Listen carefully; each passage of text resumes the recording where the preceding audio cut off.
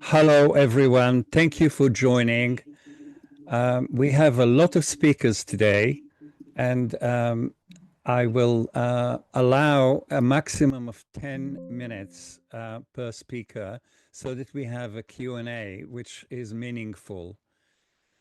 This is a very important session.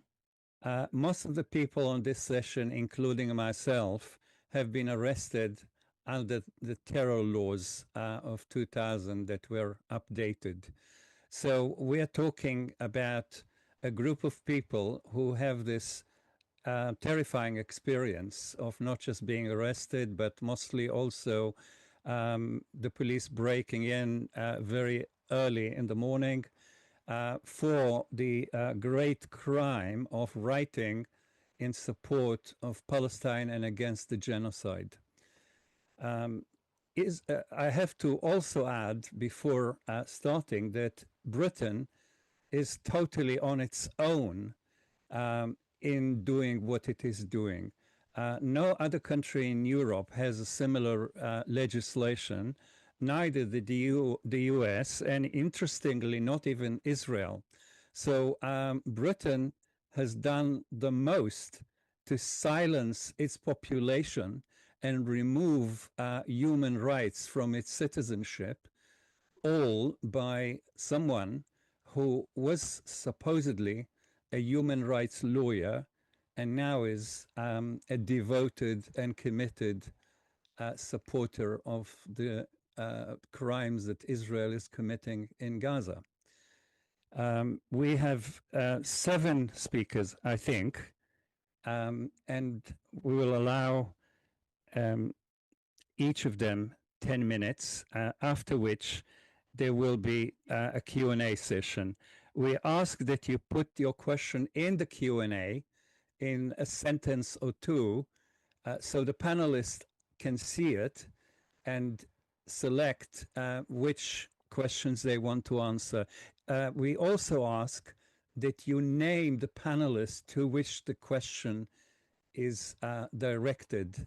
Please don't ask general questions, because to ask 7 panelists to answer a question will take 15 or 20 minutes. We haven't got that time.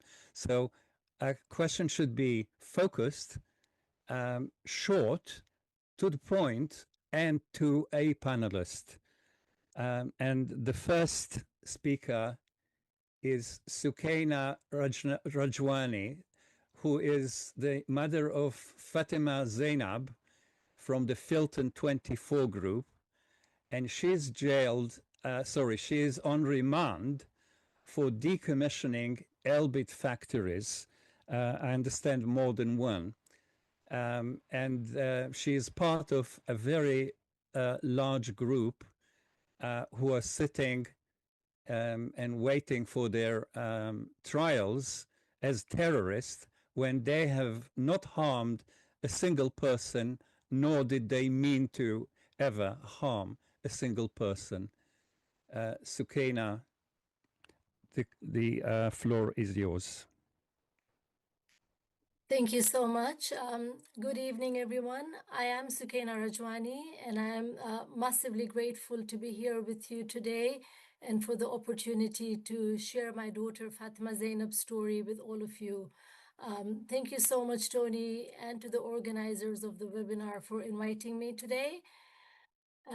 So over a year ago, on the 6th of August 2024, one day after her 20th birthday, my daughter Fatima Zainab was arrested on site at Elbit Filton, an Israeli arms manufacturer in Bristol, along with 5 other activists. They are accused of causing over £1 million worth of damage to weaponry, including damaging killer quadcopter drones.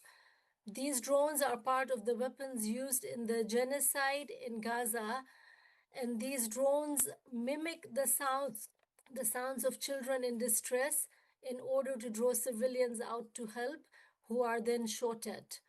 My daughter Fatima Zainab has been in prison for over a year now without trial. 4 other individuals were rounded up from across the country in the following days by counter-terror police some at gunpoint with their homes raided.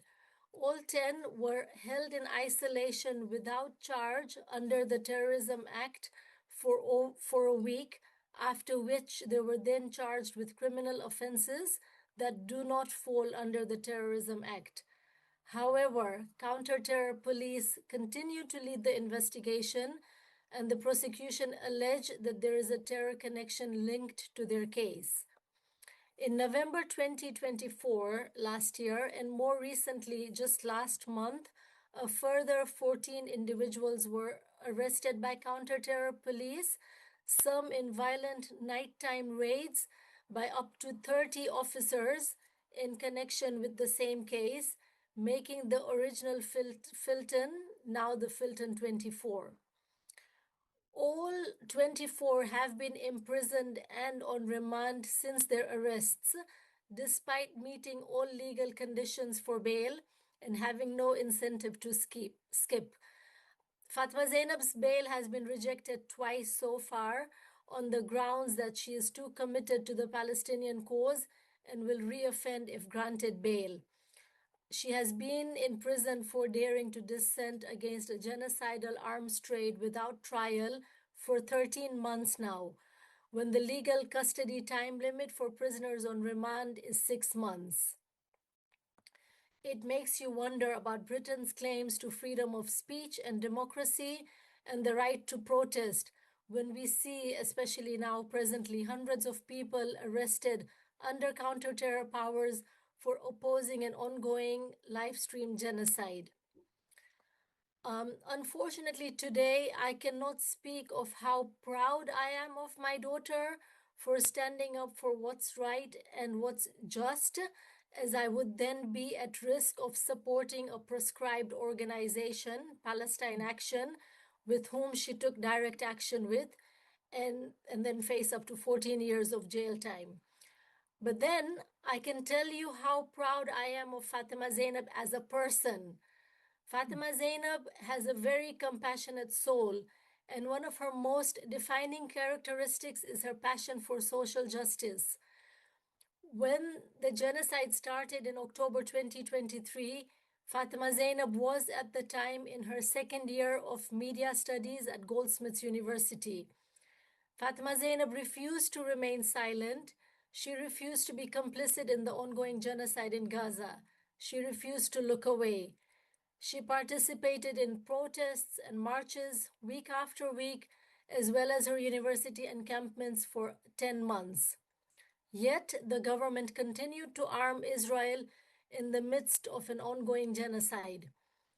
I believe it was then that she realized that peacefully protesting alone wasn't enough and that only direct action could make any difference. She has put everything on the line to stand with the oppressed. She would have been graduating this summer, actually next week, had she not been in prison with her studies. So, we asked the question, why Elbit Systems? Elbit Systems UK is part of the multinational arms company Elbit Systems Limited, headquartered in Haifa, occupied Palestine. It is Israel's largest weapons manufacturer, profiting from and enabling the Zionists' military regime, occupation, apartheid, and genocide of Palestine, supplying the Israeli military with 85% of their drones and land based equipment and more. Their weaponry is often marketed as battle tested, boasting how they used Palestinians as test subjects. Investigations by Declassified UK have shown us that Elbit facility in Filton, where Fatima Zainab was arrested at, was shipping arms to Israel during the ongoing genocide in contravention of a UN arms embargo on Israel. They were, with the complicity of the British government, breaking international law. Fatima Zainab and the other Filton 24, with their alleged action, were upholding international law. In a letter to the UK, the United Nations has also condemned the unjust use of UK counter-terror laws against the Filton 24. The treatment of the Filton 24 is clearly intended to intimidate the public and to protect the Israeli arms trade in the UK. According to a recent investigation by Declassified UK, this crackdown on activists comes after a series of disturbing meetings between the UK Home Office, the police, Elbit Systems, and Crown Prosecution Service. It seems that the UK government has a personal interest invested in Elbit Systems, as they benefit from the arms trade and murder of innocent lives financially, as well as to push imperialistic policies across the globe. Britain has legitimized Israel's colonization project through the Balfour Declaration, and it continues to legitimize it through providing arms to Israel throughout the genocide. We have all heard of the British Ministry, of Defence's plans to award a 15-year contract worth £2.5 billion to Elbit Systems in order to train the UK military. Is this what we really want? A genocidal arms company training our soldiers on our soil? On that note, we do have a campaign running to report Elbit Systems UK to the police for war crimes and for crimes against humanity. Please do support us in this campaign. I will add the necessary links in the chat after I finish speaking. So Fatima Zainab's trial is just round the corner. The Filton 24 trials have been divided across 4 trial groups over more than a year. The first group to go to trial includes my daughter Fatima Zainab, the original 6 that were arrested on site at Elbit. Their trial will be held at Woolwich Crown Court to start on 17th of November, and it is listed for up to 8 weeks. Please do support the Filton 24 in their upcoming trials by raising awareness and by mobilizing outside the court. Because, let me be clear, this is not just about the 24 activists that have been arrested. This is about everyone's freedom in the UK as we continue to slip into a police state. This is about the world we must stop sleepwalking into, normalizing mass slaughter, starvation, and suffering. We must stand together and fight together, for this is a fight we must win, from Britain to Palestine. Realize that you're not safe if you remain quiet. They're coming for us regardless. I would like to end with a quote from Audre Lorde's book called Your Silence Will Not Protect You. Because the machine will try to grind you into dust anyway, whether or not we speak. We can sit in our corners, mute forever, while our sisters and ourselves are wasted, while our children are distorted and destroyed, while our earth is poisoned. We can sit in our safe corners, mute as bottles, and we will still be no less afraid.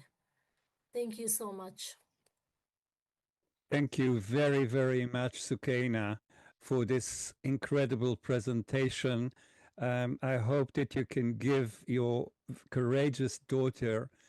There are 200 people now listening to you, and by extension, listening to your daughter and what she and the other Filton people have done. We are all extremely proud of them and proud of you and your support for Fatima Zainab. Thank you very much.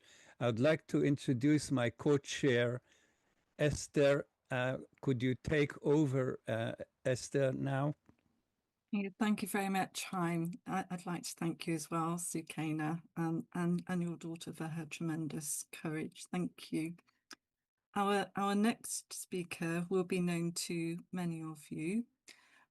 We are going to hear from Mick Napier, who's chair of Scottish PSC. And Mick has also been subject to terrorism charges, and I think on numerous occasions there have been attempts to prevent him from protesting in Scotland and Glasgow and so forth. So welcome to our meeting, Mick. Over to you. Thank you. Thanks, Esther, and thanks to the organisers for this really timely and quality event. Um, those of us who are really old might have been involved in the campaign against the war in Vietnam, 3 million dead, aggression, genocidal violence. Um, and the meetings were rather small for a very long time until the university authorities in the USA banned meetings on the subject. And when the issue of free speech became fused with the issue of Vietnam, the movement grew by leaps and bounds. It really was a case of the war coming home, in the sense that it was activity on the ground in the USA and elsewhere that built the movement. But the free speech issue was absolutely central to building the movement against the genocidal invasion of Vietnam. And I think there's lessons there. What we're witnessing is Palestine becoming a major domestic political issue. Now, despite the suffering, my predecessor here spoke about the suffering of her daughter, long-term jailing, and I think these people are the exception to the general rule that the cost of resistance here in Britain is usually relatively minor: harassment, fines, petty legal pressure, and so on. But this is the exception, and of course, we need to have the slogan, "No one left behind," that we don't leave anyone behind. And it was a salutary lesson in this respect from way back in the massacre of 2009, Cast led. As I recall, there were very large angry demonstrations at the Israeli University, the Israeli embassy, sorry, in London, after which many of those who participated returned to normal life. Several months afterwards, they began to be picked up by the police and charged. And if my numbers are correct, I seem to recall that 14 young men were charged with various crimes, all bar one Muslims. And somehow the police managed to isolate them from each other. They didn't even know each other quite often, and persuaded them to plead guilty to the charges against them, promising that if they did so, they could avoid a custodial sentence. Their crimes were serious. It involved throwing a water bottle, a plastic water bottle that many people just put in the bin, against the gates of the Israeli embassy. They all got custodial sentences. And the problem was that because they were not organized together, they had been driven by rage at the Israeli crimes, a stronger defense campaign wasn't possible. So I think the lesson from that is, if we begin to get involved in opposing the genocide, we better be organized, and we better be working together to defend those who are in the crosshairs of the state. I've been charged with, for what it's worth, I've been charged with 3 counts of terrorism. The first one was allegedly supporting Hamas, when I pointed out that Hamas won an election in Gaza, in Palestine, some years ago, and the British government tried to annul it. That was all. The terrorism charges were dropped after a couple of months, when the prosecutors decided that it wasn't worth proceeding with. The current charges involve supporting 2 other terrorist organizations, Palestine Action, who it seems went too far. And I mean, although it was a genocide, they painted an aircraft. They used paint, and this terrible crime has led to them being classed as terrorists. Now, I think being charged with an offence that could lead to 14 years in prison, in my own case, it's always thought crime. I haven't smashed up an aircraft yet. 14 days would be serious. 14 weeks, I would really take very seriously indeed. But 14 years, this is absolutely off the scale of craziness. And a lot of people, the general public, see it. I saw a figure a few days ago that 71% of Labour Party members and supporters, even there, opposed the prescription on Palestine Action. So I think, in a sense, the tide is with us. We get a feeling over the last couple of months that when out campaigning in the streets, the mood has certainly changed. And not just Labour Party members, but right across the board, we see strong opposition to this prescription. And therefore, given that the issue of free speech is utterly fused with the issue of the genocide in Palestine, it creates the conditions for a successful fight back. So my two current charges of terrorism, one is for Palestine Action. I didn't have the courage to wear the Palestine Action t-shirt. We decided to fight on a slightly different hill, and we wore t-shirts that said genocide in Palestine, in big font, time to take action. And Palestine in Action were very prominent. From 10 feet away, it was about Palestine Action. The cops said that anyone who wore that t-shirt would be arrested. And I think this is really dumb on their part. I think they're going to lose. I decided to become a little bit satirical because I had a serious bail condition already. And I changed my t-shirt to say, time to act. So even the word Palestine wasn't on the t-shirt. Now, this isn't as ridiculous as plasticine action, but I think the way in which the cops are on such a hair trigger could very well contribute to their downfall, to their undoing going forward.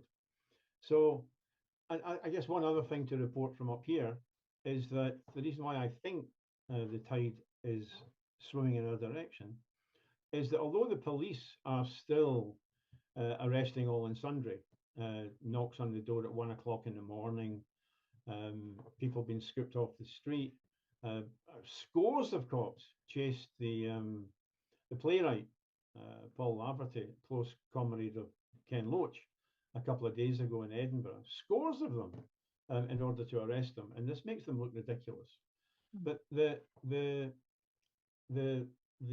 authorities up here seem to be having second thoughts. The cops are going full tilt, but the legal authorities have frozen all the prosecutions for the moment. Those people who had bail conditions, being banned from the city centre, for example, and a date to appear in court, they've been told in writing that they have not yet decided whether to prosecute, and there's no date to appear in court, forget about it, and there are no bail conditions. So just get on with your normal life. So it seems that, and the authorities have set up a special condition. They've reined in the prosecutors, who up in Scotland really need to be reined in. I mean, I've spent years in court charged with the terrible crime of saying the words "end the siege of Gaza," or in another case that lasted 3 years, talking about Palestinian blood, which was deemed to be anti-Semitic. So the prosecutors up here have a long history of mounting absolutely crazy prosecutions, which never really had any chance of success. It took years. But now they've been reined in, and the government has set up a system whereby a very senior prosecutor has to okay every prosecution, and that, so not the ordinary men and women in the offices, but even that prosecutor is to be supervised by a special committee of experts. I don't know if it's 3 or 5, but that committee of experts will be, they'll be needed to endorse any prosecution that relates to Palestine Action, and I think terrorism accusations in general. So on the one hand, the cops are not slowing down at all. Every time they arrest people for a t-shirt, they ban them from the city centre. But as soon as that goes in front of a sheriff, that bail condition is vaporised, it's cancelled. And at the same time, the authorities are really having second thoughts.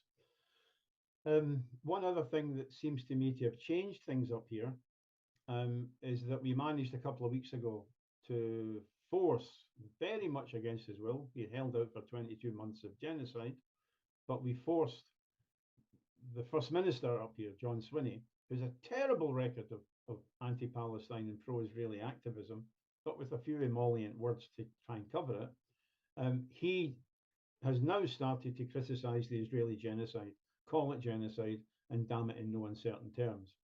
That hasn't stopped the Scottish Government continuing with investments in arms companies that facilitate the genocide.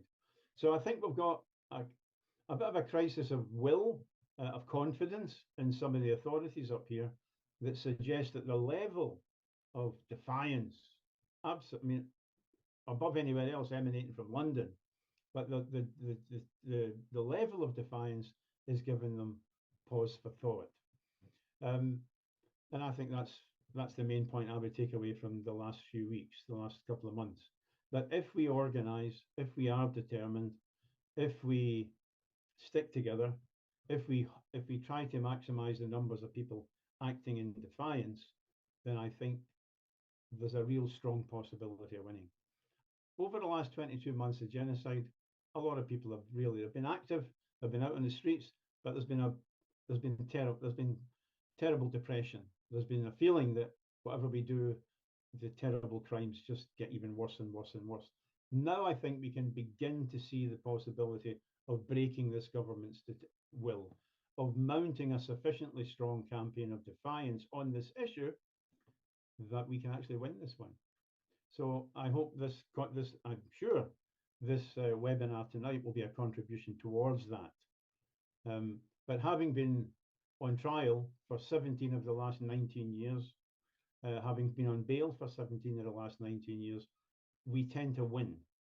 And you win when you're determined and you fight back. To sit in the sheriff courts is to see a procession of broken people, working class people who just get processed, and they don't have the opportunity or the ability to fight back. But we do. And when we fight back, we have every chance of winning. And I say this, of course, only facing only ever having been in jail for a few days or a few weeks, and not facing the terrible isolation and jail time of some of the Palestine Action comrades. But their determination is not in vain. They are inspiring people. They're inspiring lots of people. The numbers are having deteriorated over the 22 months. Numbers at demonstrations and events are beginning to grow, and I think there is an awareness now that to repeat some of what the previous speaker said, that Starmer can't ignore a bloody war. That he is so monstrous and such a monstrous figure that the issue of Palestine is not just fused with free speech, but it's fused with the wider war, the wider appetite for war by this government, and the catastrophe that's been visited upon the people of Gaza and Palestine.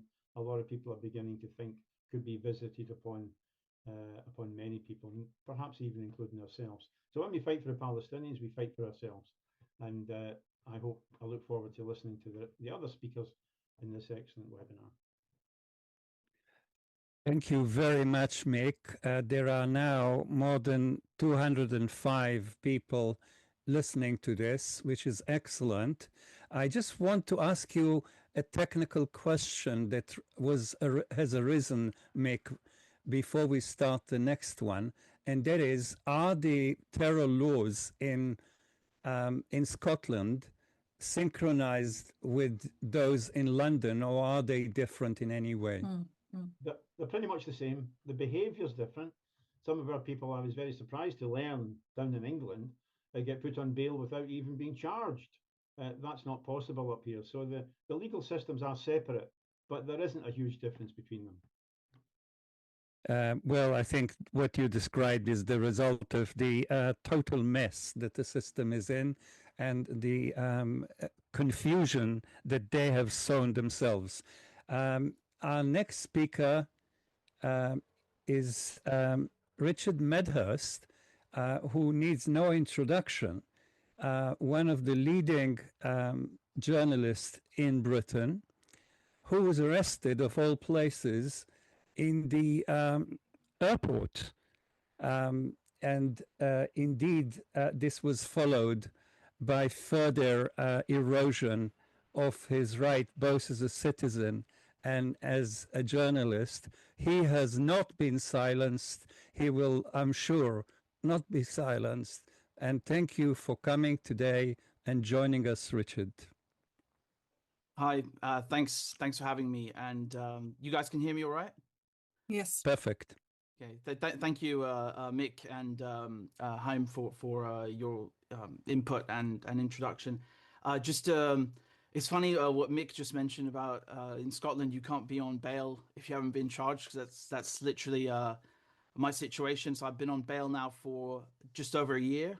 So I was arrested August 15th last year, and they've moved the bail 3 times already. So they released me on, because in England we have police bail and court bail. So I'm on police bail, and that means I have to come back to the police station at Heathrow. And they moved it from November 15th to February 15th to May 15th. And then in May, the police sent my file. So rather than drop the investigation, they sent my file to the Crown Prosecution Service. So then they extended the bail by 6 months instead of 3. So it's November 5th or 15th. I'm not entirely sure, because usually it should be 15th, but I was told it's a 5th. In any case, that's where it is right now. And honestly, I mean, I don't know what their strategy with that is, because in the beginning I thought it was just bad luck.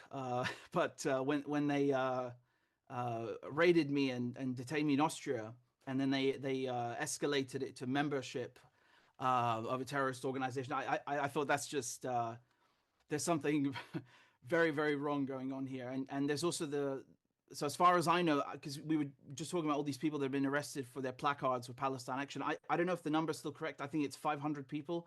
It's at least 500. It used to be 500 about a few weeks ago. So it's probably more now, which is absolutely insane. But as far as I know, I'm still the only journalist that was hit with Section 12. And so, I mean, in both cases, whether you're just a regular civilian who's not a journalist, or you are a journalist, it's a free speech issue either way. I think we should really focus on hammering that message home, because that's really what it comes down to. Whether you're writing an article or you're protesting, it does remain a free speech issue.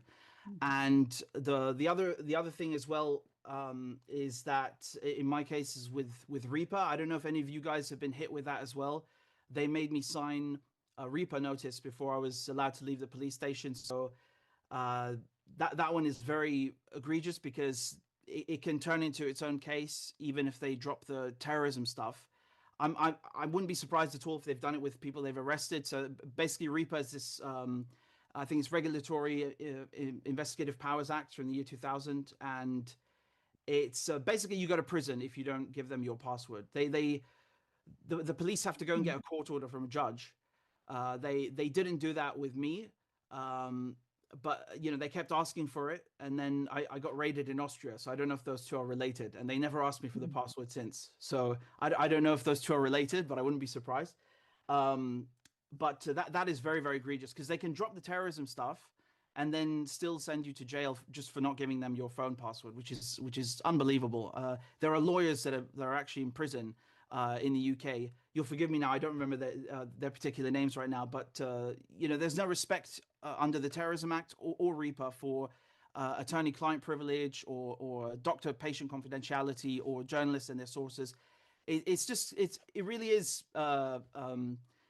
It's already fascist, the law, and they've kind of just expanded upon it, and it's very, very, very egregious and horrible. And I think you've also been paying attention, all of you, to this Online Safety Act. The Home Office have also been asking Apple for this backdoor for them to access iCloud user data. So when we talk about just now about what we can do to amplify the struggle and fight, my specialty, what I can do is help with cybersecurity. I think that's I never talked about this issue before I got arrested, because I didn't want to make it easier for them to know what devices I have. But this is something I can help with.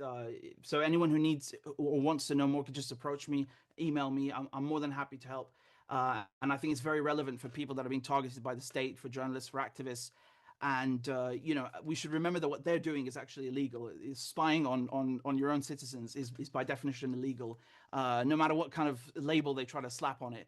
It's got nothing to do with national security. It's just straight up fascism.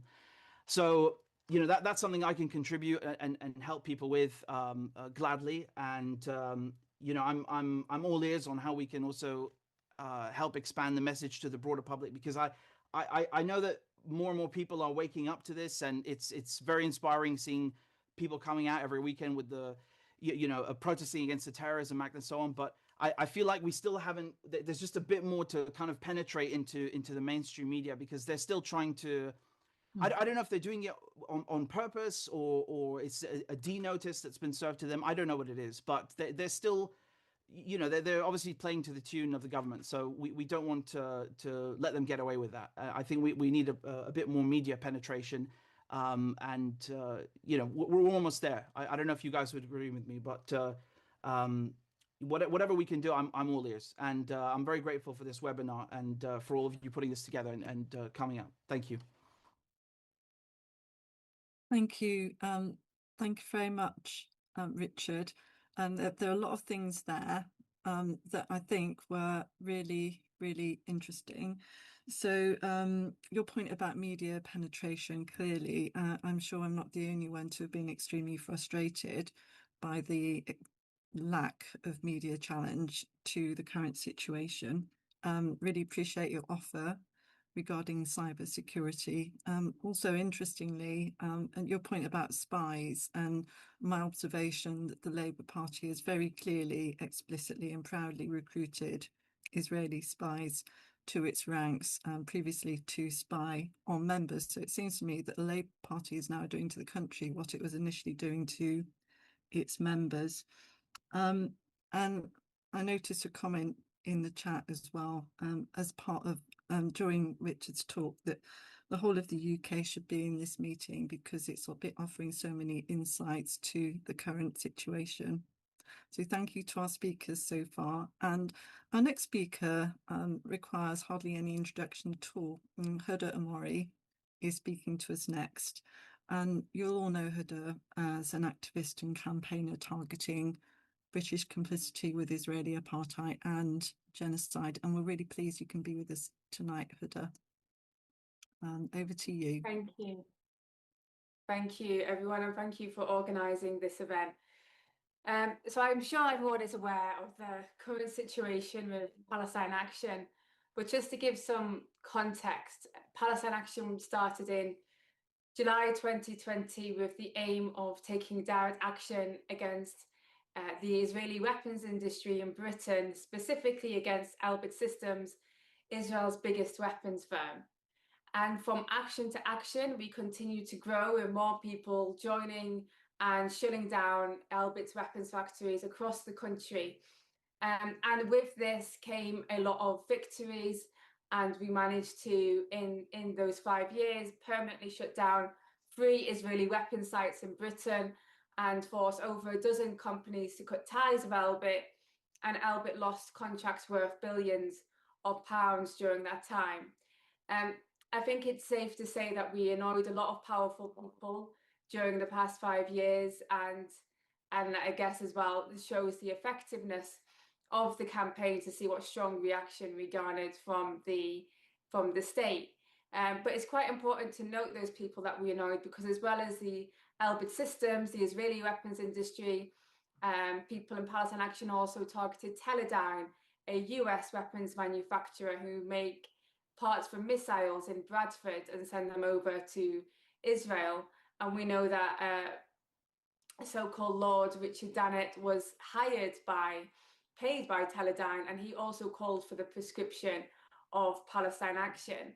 And Elbit Systems and the Israeli government over the years had constant meetings with government ministers, with very senior police officers, counter-terrorism officers, and people in the CPS and the Attorney General's office, constantly discussing how to crack down on Palestine Action. And at first, this started with making it harder for us to have defences in court when we argued that our actions were not criminal, because we were acting to prevent the much greater crime and to stop weapons being made which would be used to massacre people in Palestine. When that failed to work and failed to stop us from taking action, they increased the number of raids, and then they started to remand more people in prison before trial. Then they started to use counter-terrorism powers, locking up the Filton 24 under counter-terrorism powers. And then when that didn't work, they resorted to prescription. And they have done an absolutely, what they call unprecedented move against all of our civil liberties in order to protect the Israeli weapons industry at a time when it is committing genocide in Gaza. And I think it's important to note that there are 29 prisoners, 24 of which are the Filton prisoners, 5 of which are connected to the Bryce Norton action. I know that's been mentioned before, but it's important to note that it is not a first for people to break onto British military bases and intervene with military aircraft, which would be used in wars. It was done during the Iraq War, and even before that against nuclear weapons. It's nothing new. The only difference this time is that it was done for Palestine, and it's the first time that they called it terrorism. 5 people are now in prison for that action, accused of terrorism for that. And not with Palestine Action, but another group took action against a weapons factory in Wolverhampton, and 4 of them have now been remanded to prison, not under counter-terrorism. But I think it's very important to note that all of the prisoners, 33 people in prison, 33 people in this country are in prison for taking action against genocide. All of them, every single one of them, has not gone to trial. Some of them face up to 2 years before they even go to trial. And I think that speaks volumes to the fact that actually when people go to trial, often people are acquitted, or they're not sentenced to prison. So they've resorted to punishing people before they can even be proven innocent or guilty in the eyes of the state. But this prescription has been a complete attack on not just Palestine Action, but across the whole movement. We've all seen people being arrested for, plasticine action T-shirts. I think that's my favourite one so far.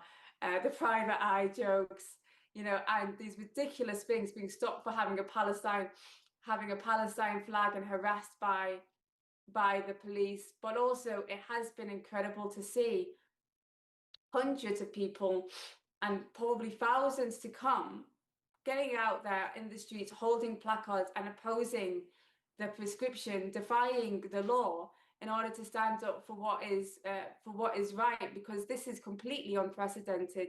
And if we allow this to happen, then it's already so bad that if we don't fight back now, I can't even imagine how much worse it could get. I saw an action by a complete separate group that's been going for over a year against a right-wing think tank, Policy Exchange, very, very dodgy people there. And they just threw red paint, and yes, they smashed a window. And we have lords, people, members of the House of Lords and MPs saying that is an act of terrorism. It's just become completely insane, where they're completely demeaning what the legality and the legal threshold of what it means to commit terrorism, and basically any effective opposition to the status quo, to the British state's involvement in genocide, they are now trying to classify as terrorism. And that is a sign of a very authoritarian state, of a police state completely. But at the same time, seeing how many people are coming out, I don't think Yvette Cooper, I know she didn't, because I've seen the documents. She did not expect this to happen. They did not expect such a strong backlash. And it is going to make this, the people resisting this and fighting back against this is going to make this completely unworkable. And it's only through mass resistance that we can get them to backtrack on this. There is the judicial review, but I do believe it's going to be massively reliant on the political campaign to fight against this prescription. And, we just have to remember that as this is happening, as they try and stop a group from shutting down Israeli weapons factories, these weapons are being used to massacre more and more people every single day in Palestine. And that is the urgency here. Those factories have got to be shut down. It's completely degrading to the Palestinian people to say that the people who are trying to stop those weapons being made are the terrorists, not the ones committing it. But I do believe that we will win. It's just a matter of time, and we've just got to, work together against this fascism and push back.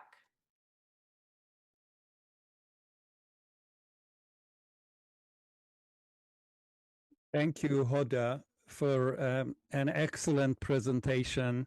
The voice of Palestine Action will not be silenced.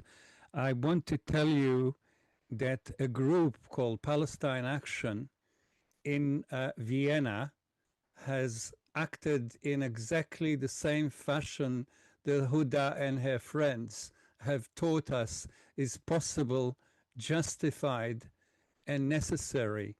And they were not arrested. They were not charged with anything.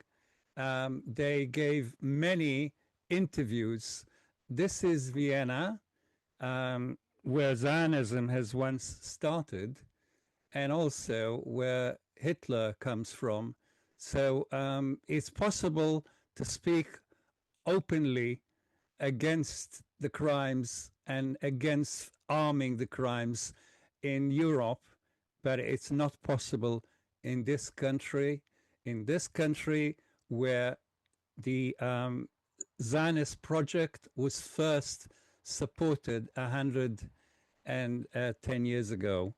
I'm going to ask now Frank McGuinness to speak to us. Frank is a barrister at Garden Court Chambers, very active on human rights and on this campaign. And his voice is often heard by all of us on social media. Frank, you know that a number of issues which are touching on legal rights have been raised here. I hope you can relate to them. And you probably also know that a very large group of us who were arrested under terror charges are taking the police to court for wrongful arrest. I hope you can relate to this, and I'm sure there will be a lot of questions from the audience. Frank, the mic is yours.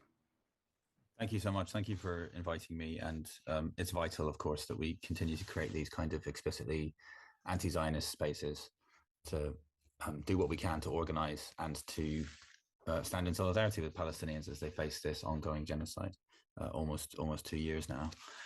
I was going to talk to you about three things. I was going to share some thoughts on the Terrorism Act 2000. Secondly, I was going to talk about contemporary Zionism and its relationship to contemporary fascism. And then thirdly, I was going to try and outline or sort of sketch a strategy for taking legal, political, and cultural action, sort of designing offensive actions against the racist, arguably fascist ideology of Zionism. So starting with the Terrorism Act 2000, I've become increasingly familiar with it. I've been instructed by a particular client to bring an application under Section 4 of the Terrorism Act, calling for the Islamic resistance movement in Palestine to be removed from the list of banned organizations. And it does seem as though, because of the actions of Palestine Action in particular, that act, that specific piece of legislation finds itself in a crisis. I've spoken previously in various forums about the origins of that legislation. Its precursor legislation comes to us from the occupied north of Ireland. And I don't want to centre Ireland too much, but I do think that we learn something about studying the history of these powers and the fact that they were explicitly created to deal with the problem of anti-colonial resistance. So there's a common thread there that I think is worth dwelling on, and it's worth looking at the tactics that were deployed in the Irish struggle against British imperialism when thinking about how we can forge a winning strategy today. I think it would be better to avoid reinventing the wheel. And I think if you look at, for example, the comrades in Derry, they've been extremely militant in showing their solidarity with Palestine Action. And we learned something about why is it that people in the north of Ireland seem to have such sharp politics in this area. And the obvious answer is that we have spent hundreds of years really fighting against this British Empire. I don't want to be too critical of Corbyn. There's a whole discussion taking place right now about this new party that's being formed. But I do think some comradely criticism is useful. Broadly, it does seem as though we're witnessing a political revolution. And it's to be hoped that the Terrorism Act 2000 can be swept up in that political revolution and abolished, right? And I'm here to suggest that that should be our political demand, beyond specific demands relating to individual groups that are caught up in the dragnet of the Terrorism Act 2000. In my opinion, we should be calling for that piece of legislation to be abolished entirely. We should be loudly proclaiming that. We should be thinking strategically about how to create a campaign calling for the abolition of the Terrorism Act 2000. But, you know, Corbyn was put on the spot in a recent interview in Middle East Eye, I think it was. And this came in the wake of Zara Sultana MP saying that she was an anti-Zionist. And he gave what I thought was quite a confused answer about the IHRA definition. She had suggested that he had capitulated to Zionists by passing that definition in the Labour Party. I think he could have given a more principled and a sharper answer 23 months into a genocide that's being animated by Zionism. So I think we all need to be much more principled about our opposition to Zionism. And it's to be hoped that those MPs, those left-wing MPs, those now explicitly anti-Zionist MPs, can be won over to explicitly saying that the Terrorism Act 2000 should and could be abolished. I also think it's been disappointing. I represent Hamas under the Terrorism Act. They've asked me to make an application, me and my colleagues, to make an application calling for them to be deprescribed. It's disappointing to me that no mainstream politicians that I'm aware of have yet come out in support of that application. I think that's necessary. I think that if you look at the Irish Republican politicians, Sinn Féin and so forth, these politicians who rightly or have decided to pursue a strategy of so-called abstentionism, right? Run for election in constituencies in the north of Ireland and then refuse to take their seats because they don't recognise the legitimacy of the British colonial parliament. Mm-hmm. I mean, that organisation was attacked by similar legislation, right? Sinn Féin, Provisional IRA, they were attacked by this sort of mechanism trying to delegitimise people who win elections. It would be better if some of those politicians stuck their head above the parapet and said, you know what, we saw this in the north of Ireland and it was an obstacle to peace. We see this in Palestine, it's an obstacle to peace. It is worth noting that Section 4 says that, quote, an application may be made by A, the organisation, or B, any person affected by the organisation's prescription. And it goes on, but broadly, I think that's interesting. As a matter of strategy and tactics, anyone can make an application under the Terrorism Act. And I think it's a tactical mechanism that's been underutilised. Like more of us could be just making applications saying, you know what, I'm affected by this prescription. I want to talk about peace in Palestine. I want to talk about what's going on in Lebanon with Hezbollah, whatever it might be, and just putting in applications and forcing this genocidal, racist British government to explain itself. And there's a right of appeal under Section 5 to the Prescribed Organisation Appeals Commission. So the government is forced to defend itself. So I think we should be bolder about bringing such applications and about, as I've said, making the broader political demand that, look, this piece of legislation needs to be abolished entirely. The definition of terrorism in Section 1 of the Terrorism Act is staggeringly broad, and it's perhaps unsurprising, but no less disturbing and authoritarian that the current British government has decided to wield that piece of legislation to attack the comrades in Palestine Action. The second thing I was going to talk about was Zionism and contemporary fascism. It seems to me that we cannot be under any illusions about what we are witnessing. We are witnessing the emergence of a 21st century fascism. We see that around the world. We see the morbid symptoms in various contexts. You have this Hindutva movement in India. You have the disturbing sort of attempted putsch by Donald Trump when he was previously present, just January 6th, right? Assault on the institutions of liberal democracy. You see it in Ireland, you see it in France, you see it around the world, in short, right? Fascism is on the rise. We know that contemporary fascism seems to cohere around trying to cultivate the acceptable hatred of the migrant, the figure of the migrant. See that in this country. And the figure of the migrant is often racialized as Muslim. So Islamophobia seems to be extremely integral to contemporary fascism. I also think it's extremely disturbing the way that so many contemporary fascists, not all of them, but most contemporary fascists seem to engage in what's sometimes called philo-Semitism, right? This kind of obnoxious claim to care about Jews, right? The contemporary fascist tends to say, we care about Jews. And so they get to advance this absurdly contradictory claim that they're somehow simultaneously fascist and think that, you know, Muslims should be rounded up and deported and put in camps and all the rest of it. But at the same time, they claim to be the true anti-racists because they're fighting against what they say is anti-Semitism. So I think we need to study this seriously. I think our enemies in the fascist, the apartheid state of Israel, the Zionist entity, as it's often called by Palestinians, it's clear that they are fascists. Bezalel Smotrich is obviously the finance minister, very senior minister in the fugitive of international law, Benjamin Netanyahu's government. So he's a fascist, right? Smotrich tells us that he's a fascist. He doesn't pretend to be anything other than that. We have evidence of Ben Gvir, who's a settler, handing out machine guns to settlers, right? So fascism, sometimes characterized as having a street movement. It's clear that Zionist fascism has a street movement. Like there's a very close relationship between the sitting government and irregular forces, the irregular military force of the settler movement. it's also the case that the Zionist entity, Zionism as an ideology, has always defined the nation in explicitly racist terms. And so it seems to me that we should be at least posing the question rigorously, asking what does it mean to suggest that Zionism is a fascist ideology, and arriving at robust, reasoned conclusions as to whether or not Zionism is inherently fascist, or whether it has become fascist, and certainly thinking about what it means to organize a strategy that can successfully defeat the fascism that we're witnessing in the Zionist entity. I think that we can do that in court, and it's not that difficult to do in court. In particular, people will be familiar with David Miller's case. What was being said in David Miller's case was an argument about whether or not his views qualified for protection under the Equality Act, right? So he professed anti-Zionist philosophical convictions, and he successfully showed that his views were worthy of respect in a democratic society. That's the test, right? In my opinion, we should be flipping that. We should be going into court and saying Zionism is a fascist ideology. Even if we can't persuade the court of that it's inherently fascist, we can certainly persuade the court that it's inherently racist, that it's colonial, that it's engaged in racial segregation, that it's the official ideology of an apartheid regime. All of these are relatively liberal arguments. It's not difficult to make them. And so we should be making what the lawyers will recognize as an Article 17 argument.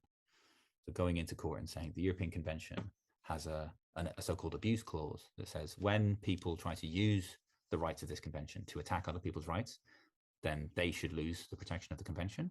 And we should be saying that test is clearly satisfied with almost, if not all, Zionist views. Zionism is a fascist ideology. It's the ideology of an apartheid state. It's not compatible with democracy. It's a profoundly anti-democratic project. So we should normalize anti-Zionism. And in particular, we should be clear that we are all anti-fascist, that Zionism is fascist, or it has at least become fascist, and for that reason we are all anti-Zionist now. So we should be normalizing the idea that anti-Zionism is the only position to hold, and the only alternative is to side with fascists. The third thing I was going to say briefly, I don't want to take too much time. I said I would say a few words sketching a strategy for legal, political, and cultural offensive actions against Zionism. I've already touched on the legal. I just think that we should go on the offensive. I think Zionism is extremely weak right now. It's not capable of defending itself. You ask the average person on the street in a country even like Britain, what do you think of Zionists? And most of them will tell you, oh, what, the people who bomb hospitals and murder children. And everyone, like the ordinary people, have just turned decisively against the Zionist project. So I've outlined some legal stuff already. We should go into court and just call a spade a spade. These guys are fascists. They tell us they're fascists. This ideology is profoundly undemocratic and incompatible with human rights, all the rest of it. I think we should go on the offensive. Some people have spoken about suing the police for arresting them.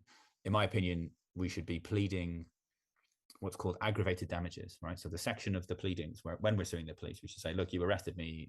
The arrest was unlawful for all the kind of normal liberal reasons.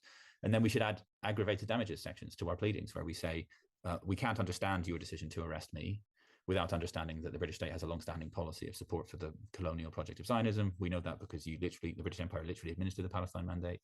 We know that from the Balfour Declaration. Like, there's no basis for denying that the British state is thoroughly Zionist as a matter of policy. And that is why you are engaged in all of this unlawful arresting of people who attempt to challenge your policy of Zionism while you commit a genocide. We should just go into court and say all of that and say your decision to arrest me was aggravated by the fact that you are currently participating in a genocide. And increasingly, I find myself doing that in the cases on which I'm instructed. When people are defending themselves against so-called regulatory prosecutions, we should turn prosecutions of individual professions, right? Doctor or a lawyer or someone who's facing criticism from their professional regulator because they took to social media to criticize the fascist ideology of Zionism while it commits a genocide. We should simply turn those cases around and say, the British state has no business to lecture anyone on how to avoid racism. You are engaged in this genocide. It's not merely that the Zionist entity is doing it. You're doing it. You're running spy flights. You're selling bombs and military equipment. You're running diplomatic cover. You're involved in the mass murder of Palestinians because you view them as a racial threat. You have no authority to criticize my client for doing some tweets. Like, my client may have tweeted some stuff. At least he didn't murder any Palestinian children. More or less going into court and saying that stuff. As to cultural spaces, I just think there's kind of low-hanging fruit, and I'm surprised we haven't seen more of it. Some spaces have sprung up, but I think we should be organizing film nights, like find relatively mainstream cinemas and just say, right, once a month we want to organize an anti-Zionist film screening of XYZ, screen the Battle of Algiers, get ideas from other anti-colonial resistance struggles, create museums. I was very inspired by the Museum of Neoliberalism, brilliant blistering critique of neoliberalism. We should just create the museum of Zionism, and people can just show up and educate themselves about what Zionism is. Anti-Zionist chess clubs, like anti-Zionist football clubs. We should just normalize the idea that anti-Zionism is akin to or is of a piece with anti-fascism. And as for politics, I mean, I defer to the people who are more actively engaged in the expressly political struggle. I often find that I feel a bit exhausted with witnessing the genocide, and I feel a pronounced sense of survivor's guilt. Like, I live in London, which is very safe, and I just don't really understand why I should be so safe when all my comrades in Palestine are being murdered like this. But it seems to me that we are witnessing a political revolution. You see that with Zoran Mamdani in New York. You see that with Zara Sultana and the emergence of anti-Zionism as a mainstream parliamentary political force. So we should continue to deepen the crisis of Zionism and come together in spaces like this to come up with a strategy by which we smash Zionism. We smash Zionism because we smash fascism, and we smash fascism because the alternative is to allow the fascists to win. And I don't want to live on a planet where the fascists win. So we just got to keep picking ourselves up, finding more strategic ways to fight more effectively until Zionism is defeated entirely and the apartheid state of Israel is dismantled and replaced with a democracy. Thank you, Frank. Smash Zionism, smash fascism, bravo. And I can see a comment from comrade in chat. This is an excellent presentation, one of the best I've heard. This really goes to the jug there, bravo. So thank you very much, Frank. There are numerous questions that we'll come back to in the Q&A. Our final speaker, however, this evening, before we go to questions, is Tony Greenstein. Whether you all know Tony as an activist for Palestine and an author of the book Zionism During the Holocaust, also a member of Jewish Network for Palestine. So, Tony, the closing speech is over to you. Thank you. Yes, thank you, Esther. It has indeed been a really wonderful webinar in so many ways, and we've heard from such excellent speakers that I feel cast in the shadows. I was particularly interested by what Frank said about Ireland and the support for Palestine in Ireland, because I did a mini tour last year to Cork, and I was quite overwhelmed really by the support of Irish people for the Palestinians. And that is not surprising because, of course, the history of the establishment of the Israeli state and the mandate in Palestine closely followed the partition of Ireland. Both occurred in the early 1920s, and both were under Winston Churchill, who was then the colonial secretary. And it was Sir Ronald Storrs, who was the first British military governor of Jerusalem, who I think summed it up when he said about Zionism that it was one that blessed him that gave as well as him that took, by forming for Israel a little loyal Jewish Ulster in the sea of hostile pan-Arabism.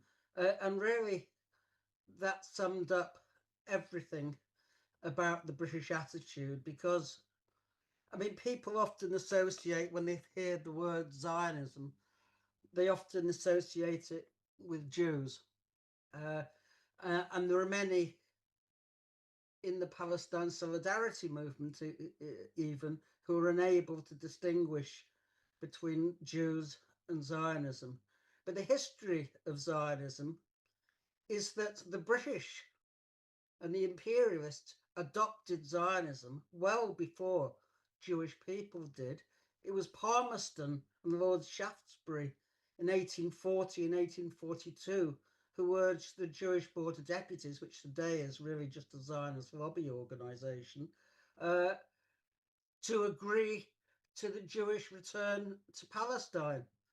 And the Board of Deputies and many other Jewish organisations rejected that because their main aim was to achieve emancipation, which occurred in Britain in 1858. The last thing they wanted was to be told that they were really an alien people who were destined to return to what was their original homeland in Palestine. Christian Zionism preceded Jewish Zionism by 4 centuries. And it was no accident that in 1917, when the Balfour Declaration was agreed by the Lloyd George War Cabinet, that the only member of that cabinet to vote against the Balfour Declaration was its only Jewish member, Sir Edwin Montagu. But of course, all these things disappear down a memory hole, and they're not remembered.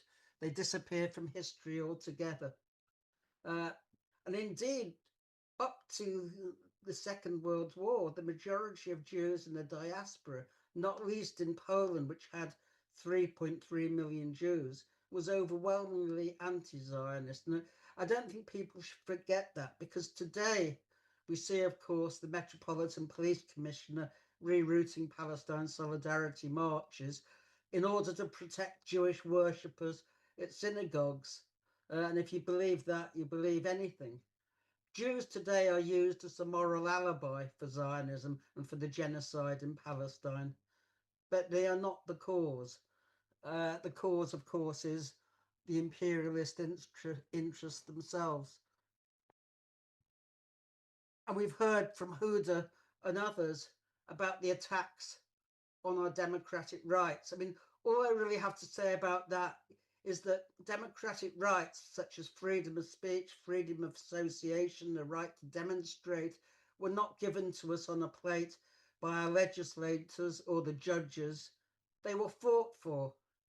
There is nothing new in today's attack on free speech.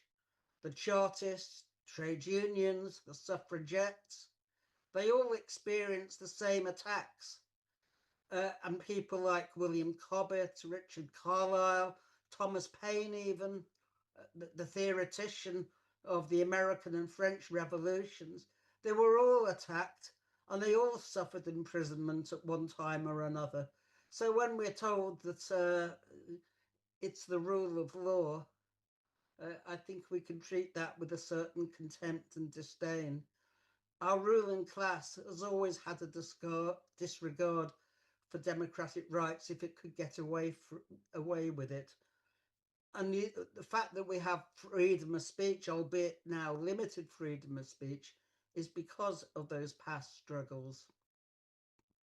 Britain is wedded, of course, to the United States. Ever since Suez, its foreign policy has in essence been that of the United States. And given that the United States has its client state Israel, its settler attack dog, if you like, in the Middle East, it's no accident that Britain keeps as close as it can to everything that the United States does foreign policy wise. So we saw that, for example, only a couple of days ago. Russia attacked Ukraine, 21 people were killed, others were injured. And immediately David Lammy summoned the Russian ambassador to see him. It's a way of expressing your disapproval diplomatically.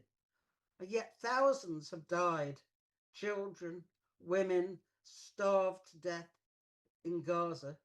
And there's not a hint that David Lammy is going to summon the Israeli ambassador, Tzipi Hotovely, a complete religious nut, incidentally, to see him, despite the protestations of Lammy and even Starmer that they disapprove of Israel. When it comes down to it, they really want to do nothing to offend their attack dog apart from pious words, token sanctions on Smotrich and Ben Gvir and a few key settlers in the West Bank.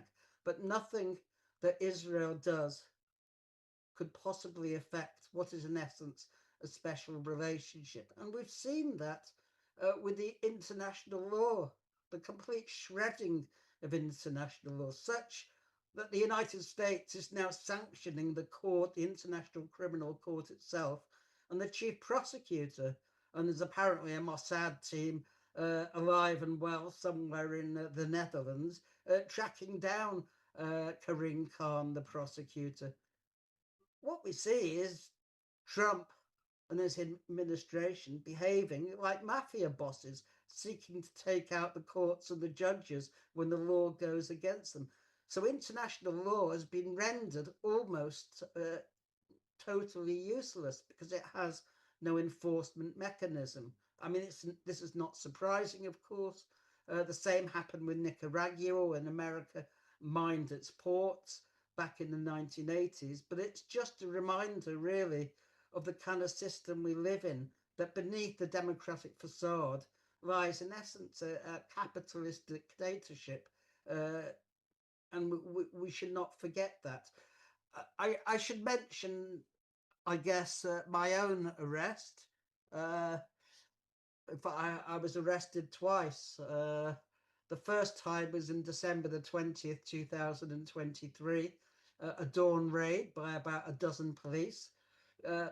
We have a situation, incidentally, in Britain where rape has been virtually decriminalised. The police don't have enough resources to investigate it. But when it comes to so-called anti-terrorism, the police have unlimited resources. There's absolutely no problem in squads of them touring the country seeking out to arrest Palestine solidarity activists.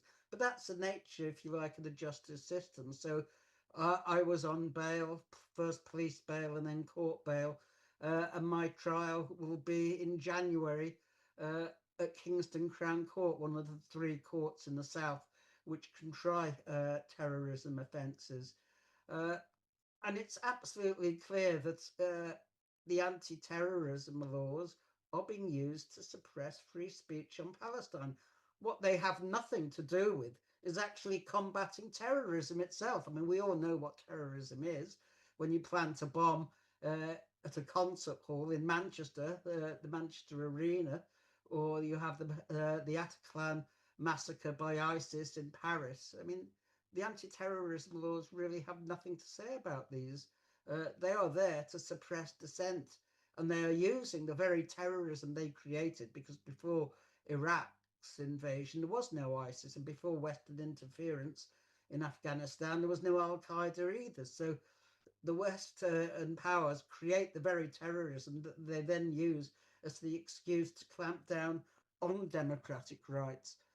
So I will be in court in January. I was also arrested last October after having given a speech at the picket outside Zippy Hotovely's residence. And I was arrested for saying that Israel today, I was simply quoting a Jewish Chronicle article on a speech that I made, or a comment I made at Palestine Expo, that Israel was Hitler's bastard offspring. But can we really suggest that that is anything is outrageous? Hitler pursued, both in the invasion of Russia and also in the siege of the Jewish ghettos in Poland, a policy of death by hunger, the hunger plan. And that is exactly what Israel is doing today with Gaza, literally starving the civilian population in order, apparently, to defeat Hamas, though that itself is open to question. But it's not all doom and gloom. And I think the prescription of Palestine action has also shown the weakness, because, as Huda said, they've been taken aback by the protests, and they haven't died down. On the contrary, they've increased, and hopefully people will go up to London on the 6th of September, and we will, in our thousands, hold up banners saying we support Palestine action, and thus render the law incapable of being enforced. I think that is really important. And I have to say, to Palestine Solidarity Campaign, which I helped co-found, and which distanced itself from any action in support of Palestine action, that if they're not to be totally useless and futile and irrelevant to the struggle for Palestine in this country, that they should get behind those protests. And the same for Stop the War Coalition. There is no point holding massive national demonstrations through empty streets, which are totally ignored by the media, when there is a very real and living campaign against the attempts of the British state to clamp down on organisations like Palestine Action. because they pose a threat to British foreign policy in the Middle East. I mean, that's really what it's about. So I am hoping if anyone here is in Palestine solidarity, and if Ben Jamal is listening, that they will indeed reverse their position and not abstain from what is a living struggle. And on the prescription of Palestine action, I can't help but comment on Yvette Cooper, a despicable and pathetic woman that she is. On the very day that the prescription of Palestine action was laid before Parliament, she was dressed in the colours of the suffragettes, and she appeared along with other women on the Labour benches, proudly supporting the suffragettes. Anyone who knows anything of the history of the suffragettes knows that compared that Palestine action, compared to the suffragettes, are really just kindergarten children. The suffragettes bombed and burned their way for 2 or 3 whole years from 1912 to 1914, bombing Lloyd George's house, throwing a hatchet at him, narrowly missing him and catching an Irish nationalist MP on the ear. They poured corrosive liquids in post office boxes. They attacked railways. I mean, compared to Palestine Action, they were a terrorist group in many ways. Yet today, the hypocrites on Labour's benches, not least our Home Secretary, are proud to stand with them. That just, I think, really tells you something about the nature of the people who oppose us. And I just want to say also about the prescription of Hamas, because Hamas was first prescribed, I think it was 2001, and then Priti Patel, one of the most corrupt and dishonest politicians we have, and there's a very fierce competition for that, was prescribed in November 21 by Priti Patel. That is the political wing was prescribed. And what that really means is that anyone who is a member of Hamas's political wing, be they a doctor, a teacher, a civilian worker, anyone who works in a job who has anything to do with the government and administration in Gaza, is called a terrorist. A nurse, a health worker, they are all terrorists on a par with those who are fighting in the tunnels. What that is, it means that Israel has, in its eyes and in the eyes of the West, a legitimate excuse to bomb and attack hospitals, schools, and any other civilian structure. In other words, the prescription of Hamas's political wing is a warrant for genocide, nothing less. It cannot be anything other. And I think in particular emphasis should be put on that. I think the prescription of Hamas's military wing is outrageous, of course, because it's a resistance movement, not a terrorist movement. But to prescribe the political wing of it, just imagine, for instance, that Sinn Féin had been prescribed in the 70s. Then the British Army would have had an excuse to presumably bomb the Royal Victoria Hospital in Belfast because some Sinn Féin member was having medical treatment. I mean, it is totally and utterly outrageous. Would you conclude, Tony? Yes, please. Yes, I will conclude because I'm sure I've gone over time.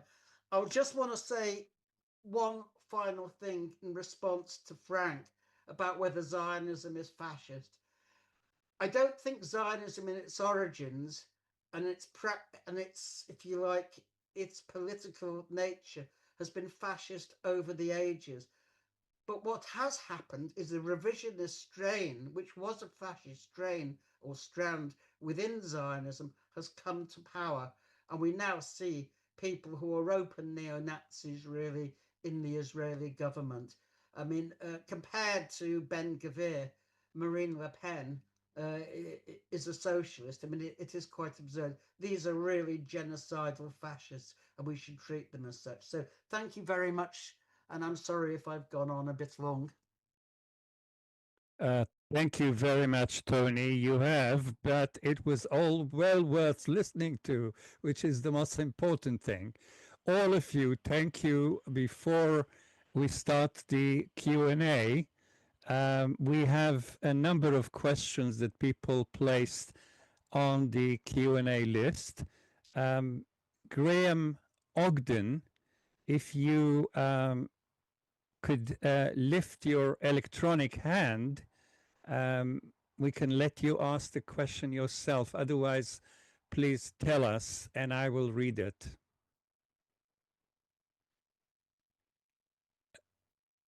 Graham?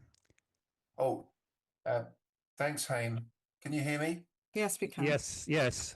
Great. Question for Fatima's mum. I wondered what the reaction of Goldsmiths to your daughter's imprisonment was, and whether she's been able to continue her studies and examinations.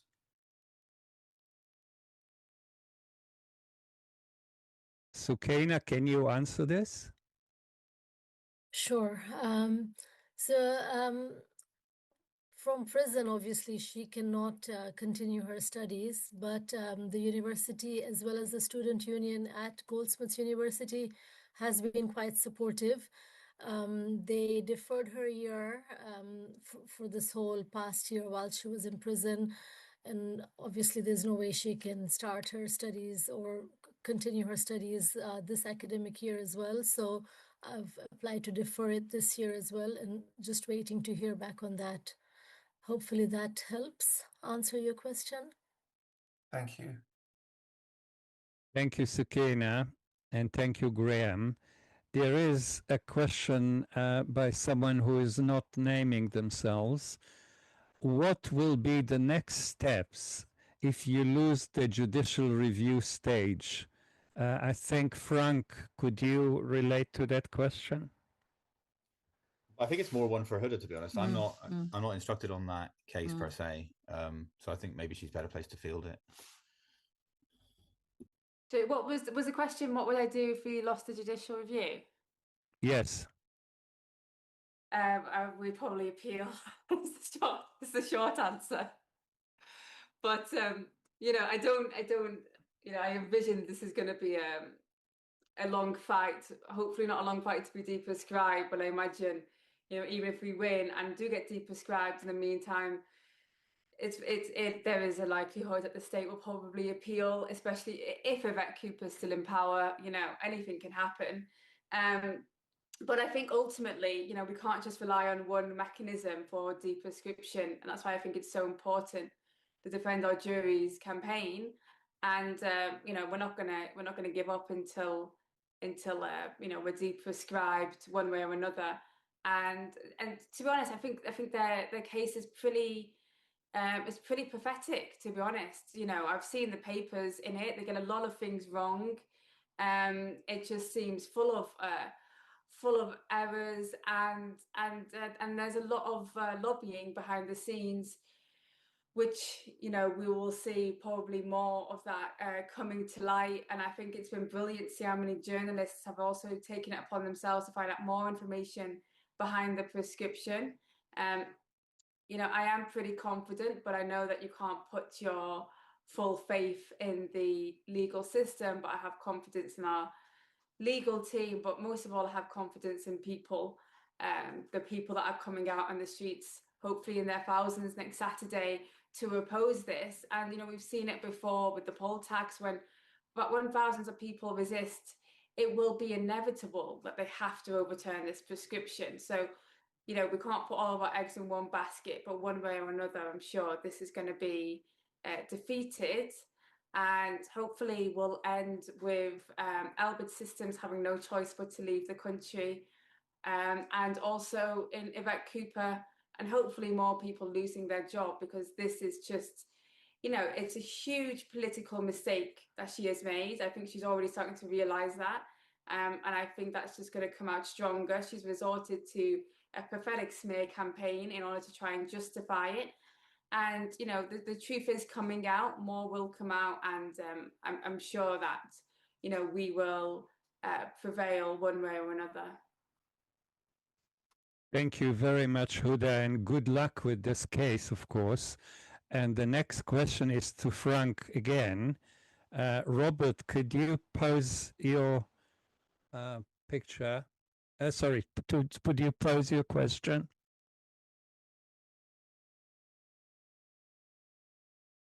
Just asking Robert to unmute. Yeah, could you unmute, Robert? Yeah, there he is. Okay. Hi, no, that's really to Frank, and it's maybe been covered by partly by past questions there. But as a regular marcher protester, people get disheartened, and we will continue. But it feels very defensive. Is there in my ignorance, can you tell me, Frank, is there a process by which we can challenge the British government in court over misuse of the Terrorism Act? Rather than yeah. I really agree with you. I agree with your point about it being too defensive. And I think that the time is ripe for us to go on the offensive. All I would say is that the Terrorism Act stuff, that's a bit more difficult. I mean, in some ways, Palestine Action is the most cutting edge offensive front in that struggle.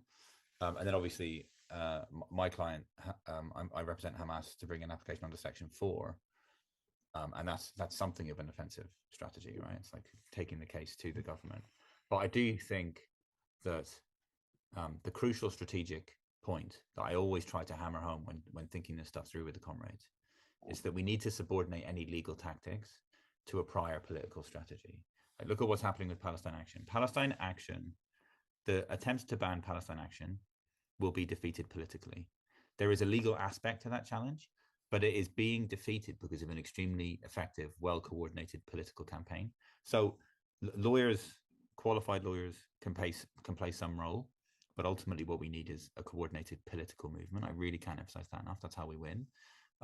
But beyond the Terrorism Act 2000, and I've suggested it should be abolished, and I think we should try to grow a campaign calling for its abolition.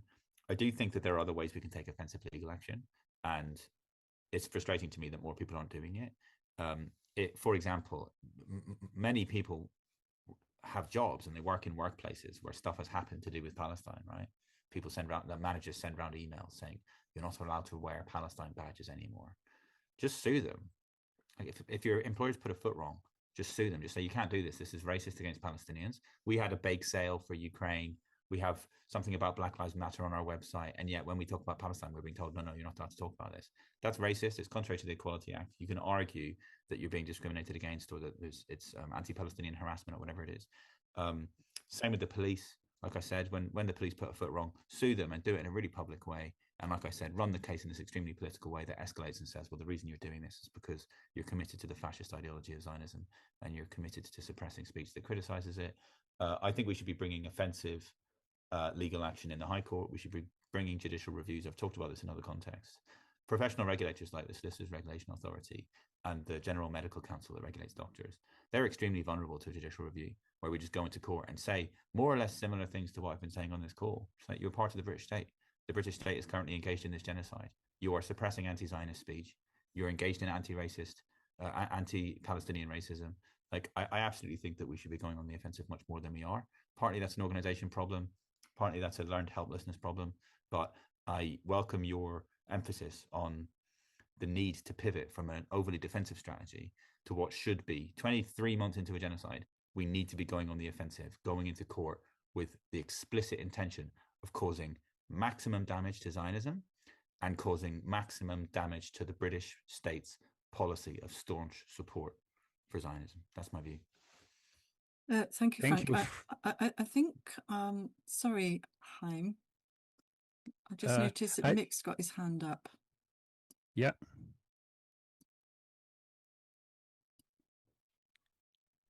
Mick, did you want to comment on this as well? I missed that. Yeah, Frank, absolutely.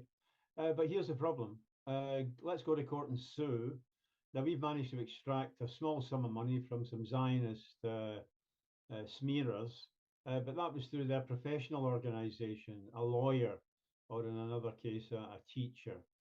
But having been called Holocaust deniers and anti-Semites for a very, very long time, we've tried to take civil action But we find when we go to a well-meaning, it's called defamation up here. We go to a well-meaning defamation lawyer. He says, look, we'll take your money, but you can't get into this game if it's less than 30 or 40 grand. So we can win, and we seize every opportunity in the criminal court. But I had always thought, because of that, that the civil route was pretty much closed off to us in view of the eye-watering sums of money. Yeah, I hear that. And defamation is kind of a rich person's game, and it's mostly, you've been defamed in the Sun and 2 million people have read it, kind of thing. So we have to think very carefully before we use the sledgehammer of defamation proceedings, absolutely. But the Employment Tribunal is a so-called no-cost jurisdiction. Strictly, it's possible to get a cost order in the Employment Tribunal, but the starting point is that unless you've done something unreasonable, you won't be forced to pay the other side's costs if you sue them and lose. And it's a bloodbath. People are being fired because they've criticized the Zionist entity. People are being suspended. They're being subject to detriments. They're being told to take off badges and items of clothing, and they're told they're not allowed to wear keffiyehs. All this kind of stuff is happening in workplaces up and down the country. And that's the kind of thing that I'm talking about. We should go on the offensive there because it's low-hanging fruit. The risks are way lower, and it's very easy to publicize. It's also very relatable. It's very easy to get trade unions involved in that sort of stuff. So I absolutely hear what you're saying. Different types of case have different kinds of risks. And one of the risks is that you are forced to pay costs either to your own side or to the other side. And part of the problem is finding or increasing our capacity. So having more comradely lawyers who are doing it for the right reasons. So at least when it comes to the question of costs, your own side is not the one imposing the eye-watering fees. But I absolutely hear what you say. It's a problem to be solved. But broadly, I think things like the Employment Tribunal help us to get around that problem quite effectively. And think about David Miller's case was an Employment Tribunal case, right?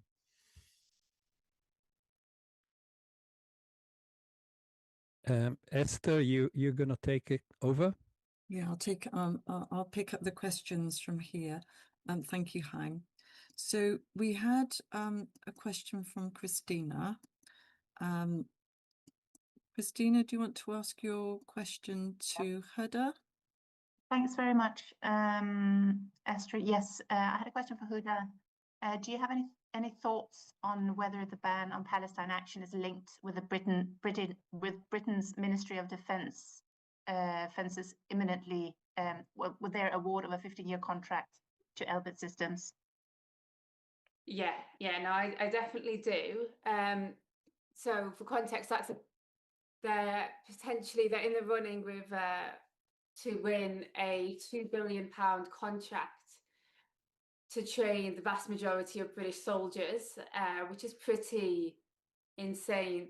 That's even being considered, considering the current genocide in Gaza and all of these targeted sanctions that the government has been, this facade of sanctions that they've been doing in order to try and appease the general public to make it look like they're doing something. The fact that they're considering giving a company which is the backbone of the Zionist regime a contract like this, which would tie them in for over a decade, with the core of the British military, is just insane in itself. But what's interesting is that they were chosen, as well as another group of companies, on February 11th, 2025 this year, and they were given £2 million to make their bid for the bigger contract.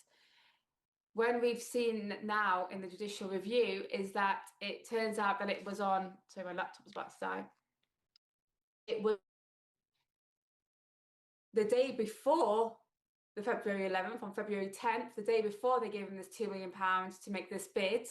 That was when the day Yvette Cooper had decided to consider us for prescription. After waiting 2 months to make a decision on that, that's when she said, okay, let's look at Palestine Action for prescription.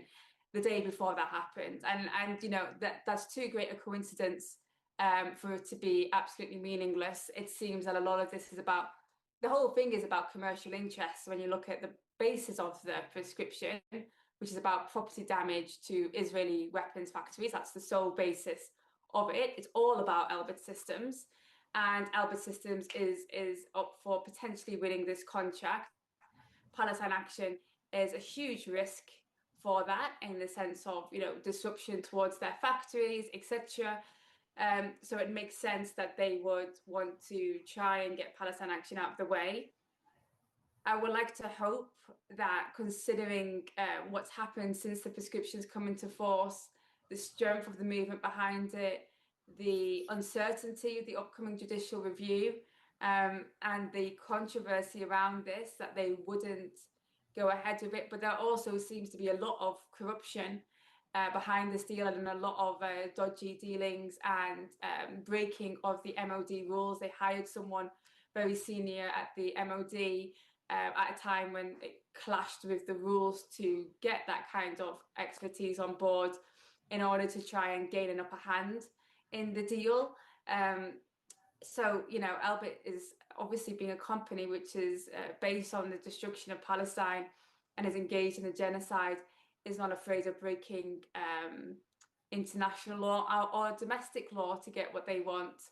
And so, yeah, I definitely think there's a definite link between the contract and the prescription. Thank you, Huda. Yeah, as has been said in the chat, follow the money. I'd like to just call David now to ask his question to Frank about the IHRA definition. Go ahead, David. Well, what I was wondering was if it is possible to challenge the IHRA definition of anti-Semitism on the grounds that it makes the criticism of a state impossible. And that has to be a breach of our human rights and against international law, I would have thought. But I would like your opinion on that. Thanks, David. Absolutely. Yeah, the IHRA definition, speaking of abolishing things, the IHRA definition should be abolished. I mean, if it ever had any use whatsoever, it's now completely degraded. Palestinians have been telling us that for years. I spoke about Corbyn briefly during my contribution. And in fairness to him, he tried to resist the NEC of the Labour Party passing the IHRA definition. But I remember at the time, a very broad coalition of Palestinian civil society organizations directly appealing to him and to the Labour Party, saying, do not pass this definition. It is going to be used to stifle the apartheid state as it is ethnically cleansing us. So it's long been clear that the definition is not fit for purpose. It's designed, whether intentionally or otherwise, its function, its effect is to stifle legitimate criticism of the arguably fascist ideology, certainly racist ideology of Zionism and the apartheid state of Israel. So there are attempts to challenge it legally. It seems as that, again, I would encourage people to think politically rather than legally. I think Edinburgh University, for example, is thinking about de-adopting it. That's the route, in my opinion. Large institutions saying, you know what, we made a mistake by adopting this definition. We're de-adopting it.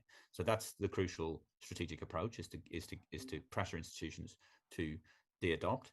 But as to legal challenges, they are starting to bear fruit. I was involved in a High Court case representing a solicitor who appealed the decision to strike him off, and the president of the High Court, who's incidentally overseeing the Palestine Action JR, handed down what was in some ways a very useful judgment that did damage to the three most egregious examples of the IHRA definition. And what the president of the High Court confirmed in that case is that you can call for Israel to be abolished. That's not anti-Semitic, and there's no reason, there's no even presumption that it is anti-Semitic. So pushing back against this, racist endeavor example, right? And he even confirmed that that in principle, and if done carefully, it's possible to draw comparisons between contemporary Israeli government policy and that of other fascist regimes, including Nazi Germany. So that's a binding High Court judgment that basically does a lot of damage to the IHRA definition, in my opinion. And again, I said that I think we should be going on the offensive and bringing offensive legal cases. It seems to me that a well-resourced group choosing the right claimant, good set of facts, should be bringing a judicial review challenging one of these regulators.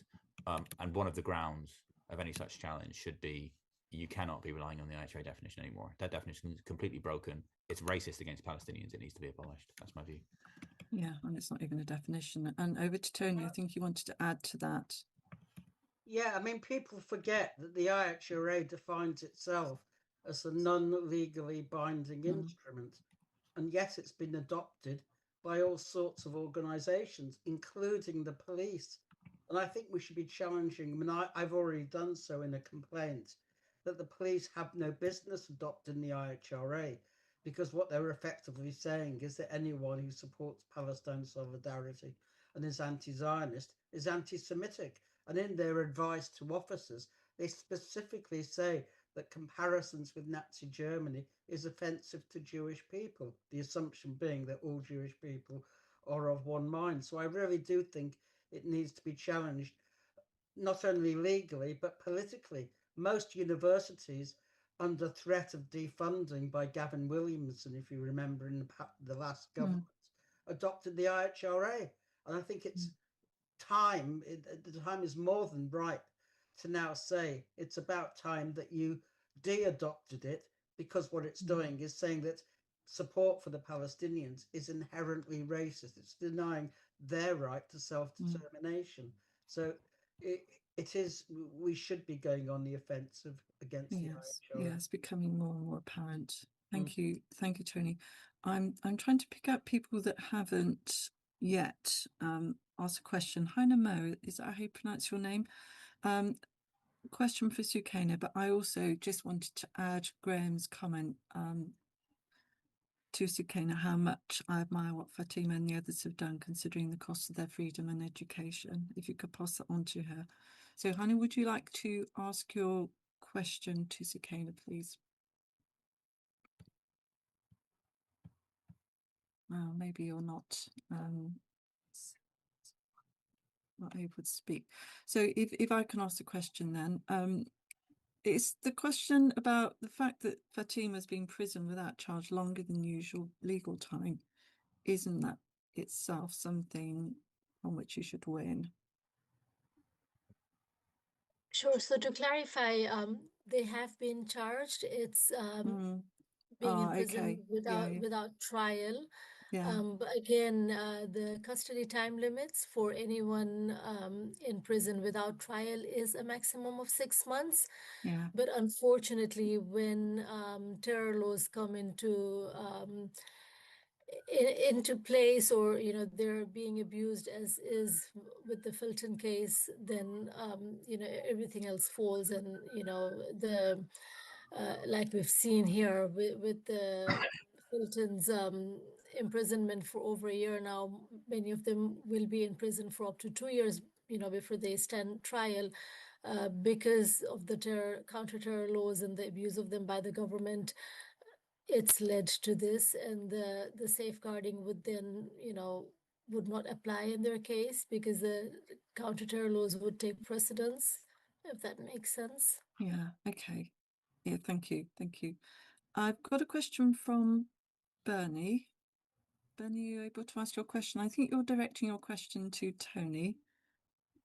Yeah. Hello, can you hear me? Yeah, we can hear you. Thank you. Go ahead. Hi. I've actually I did have some exchange with Tony via email on this topic.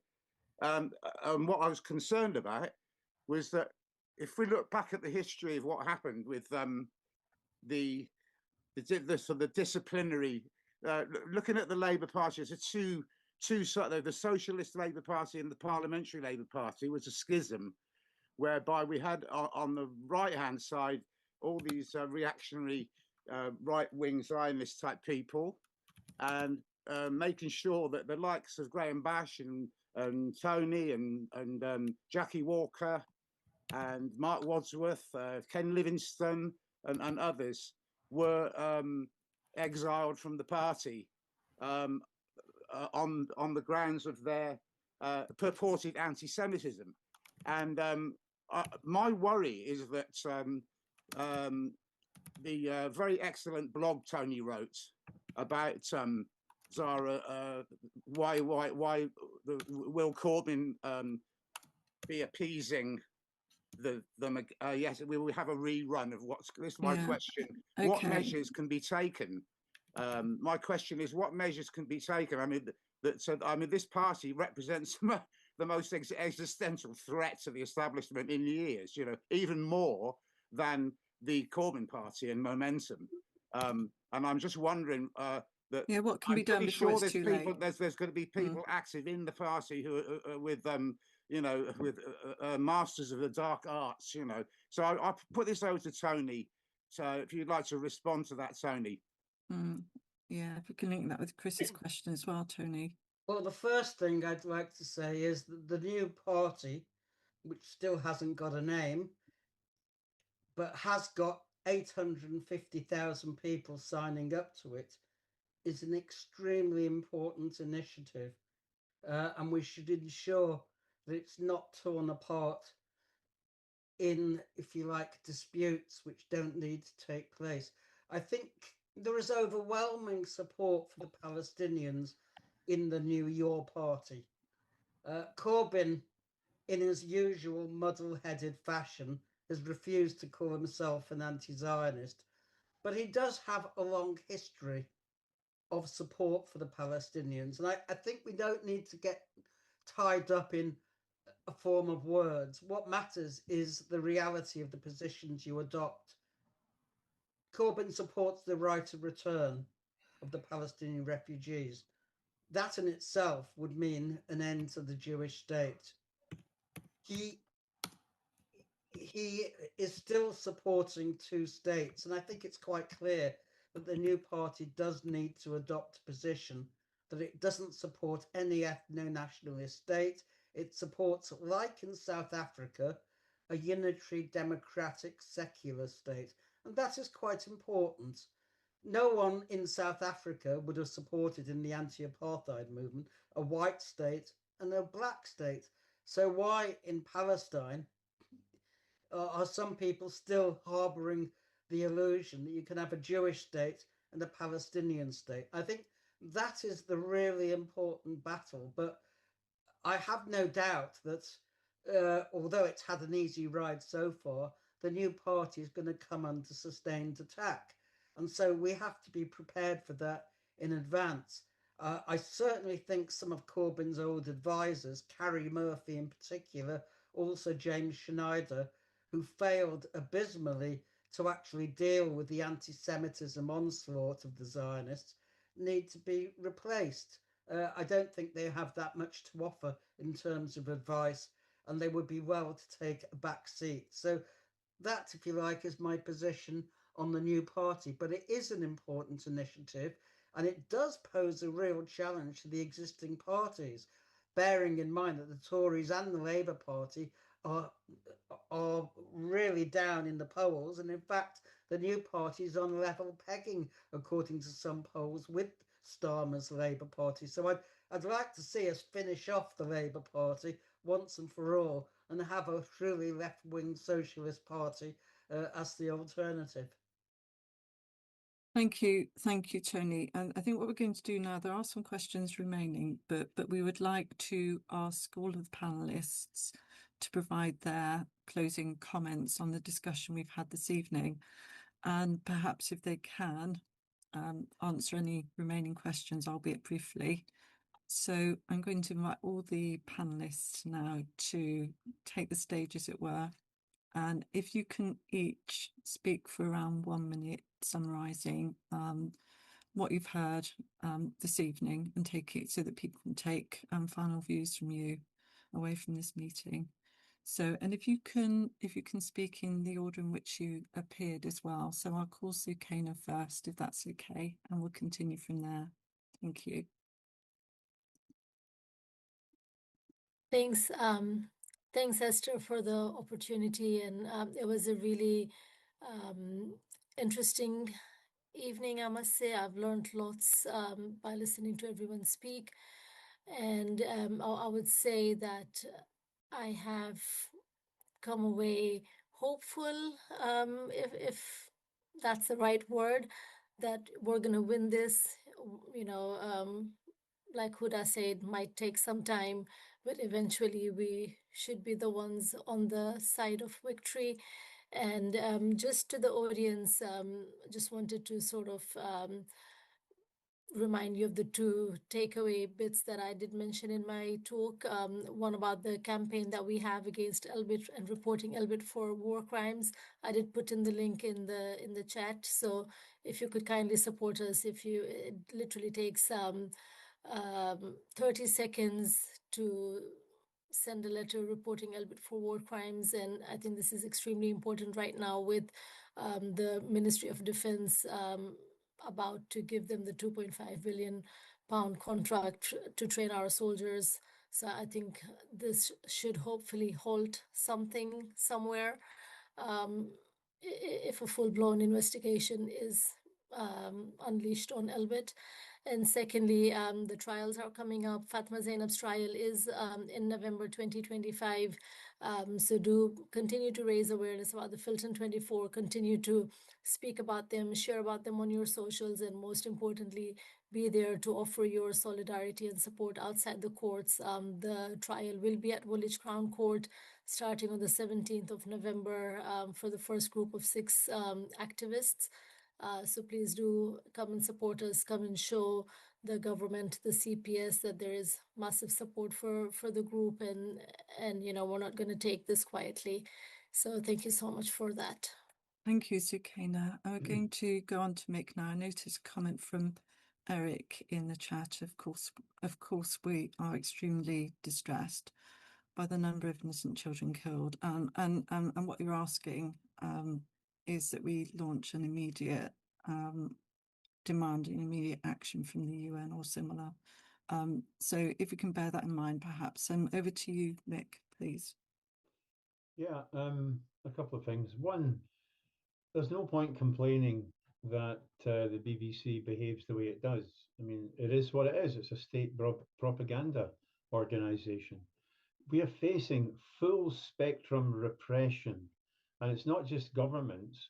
For example, the educational system, schools, local educational authorities inhibit, prevent, demean, or attack children or parents who want to raise the issue of Palestine in their classrooms, thinking naively that we did it for Ukraine, therefore we can do it for Palestine. You can't, because it won't be allowed. So I think these are areas of struggle, and I think we should think about how we can mobilize there, because there's schools all over the place, there are angry parents everywhere, and there are some children who might want to discuss Palestine.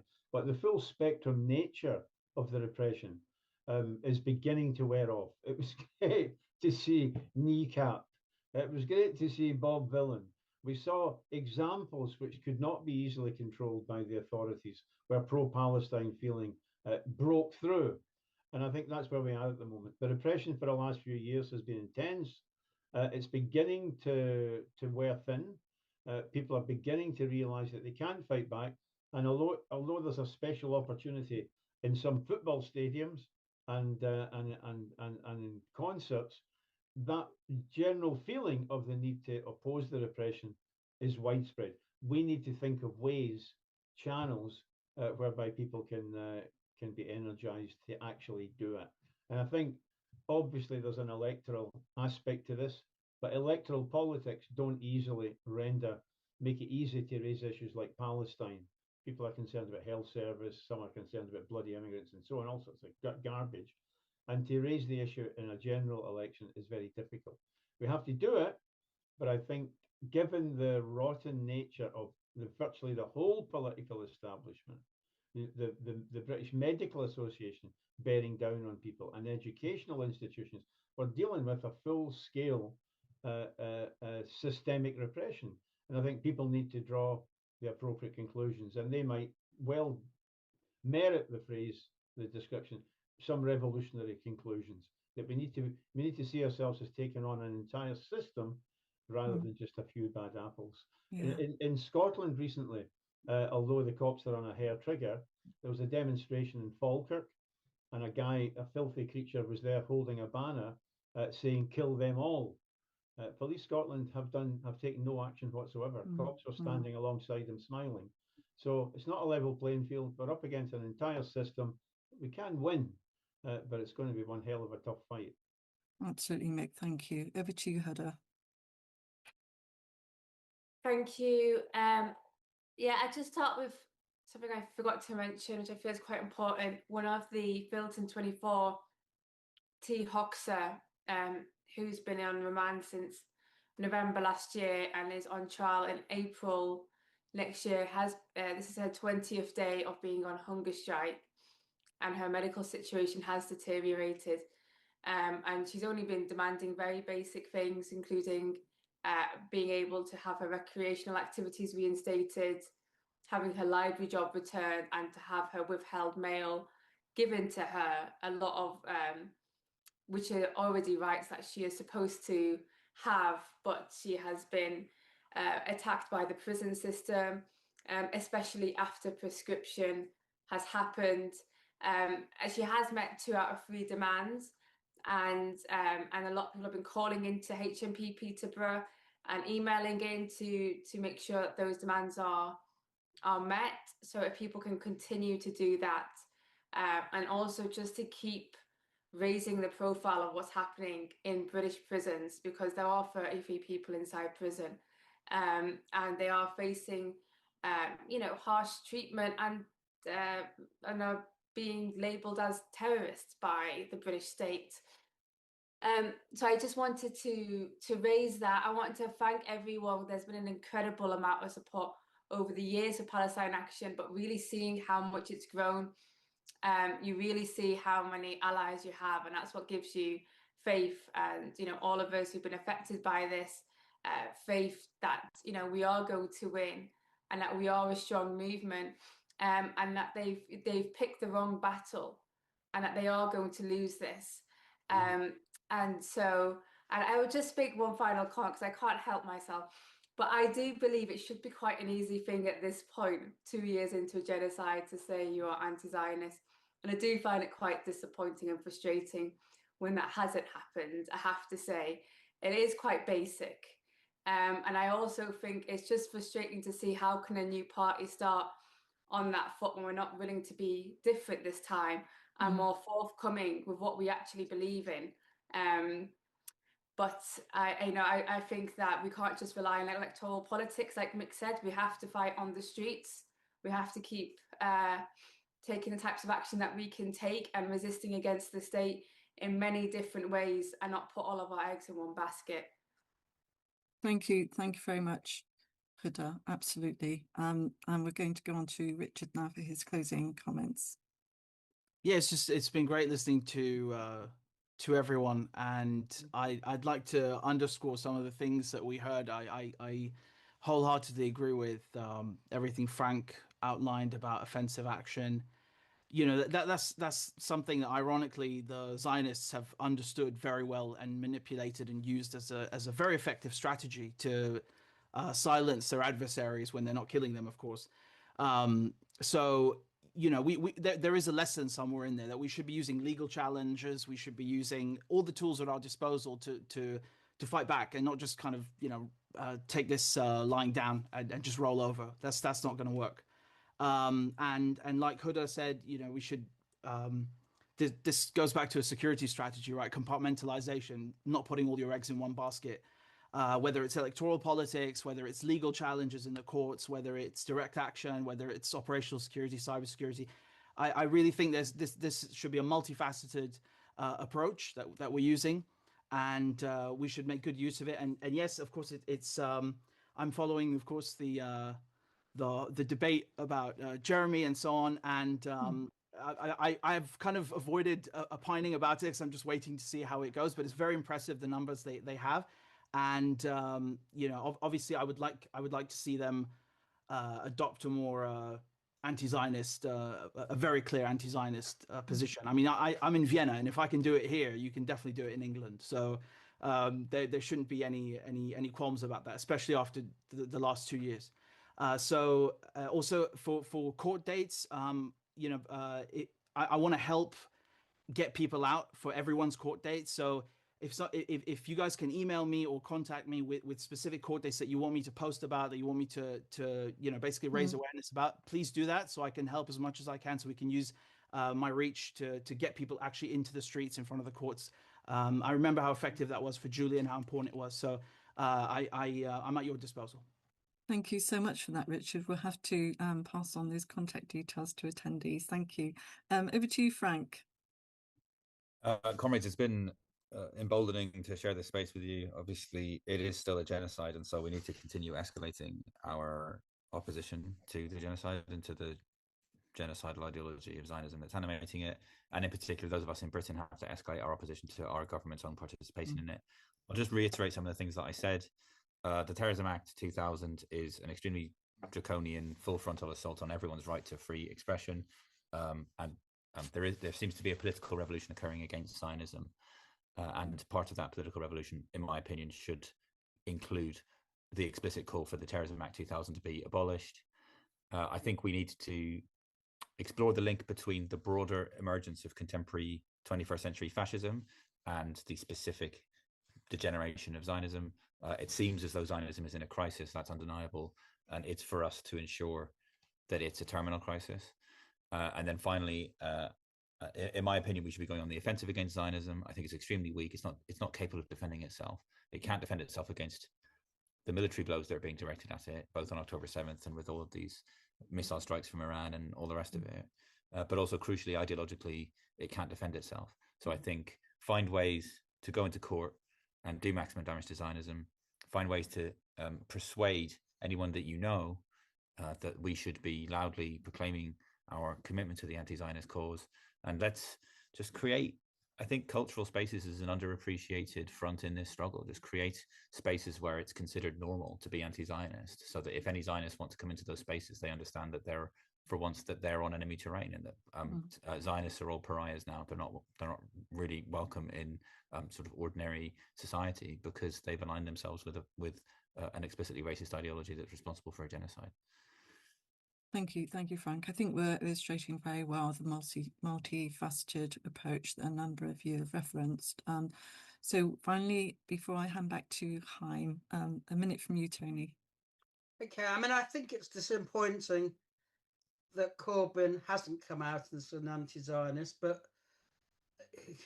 that is the situation. I think it's what is more important is that the party itself adopts a clear anti-Zionist position, even if its leader or its co-leader cannot. As regards Zionism, I agree with Ilan Pappy. I think we're seeing the beginning of the end of Zionism. Zionism was unlike apartheid in South Africa. It had immense political support in the West. It's now lost the battle of the narrative. It's now revealed itself to be what it is, which is a genocidal ideology and movement. And I think we have to pick up on that and drive that lesson home. And as Frank has said, we have to marginalize Zionism everywhere and its supporters. And I think that will become increasingly easy. In Brighton, the Zionists held a small march through the town. And it was quite amazing the way they were heckled and jeered by just ordinary people on the streets. That would never have happened in the past. The tide has turned and it's in our favour. It will go out in a violent death throw, but it is on its way out. Thank you very much. Thank you, Tony. Normalising anti-Zionism. Finally, back to you, Chaim. Thank you very much, all of you, for your excellent contributions to the struggle against Zionism and against this criminal government, which is continuing to support it after a whole century of crimes.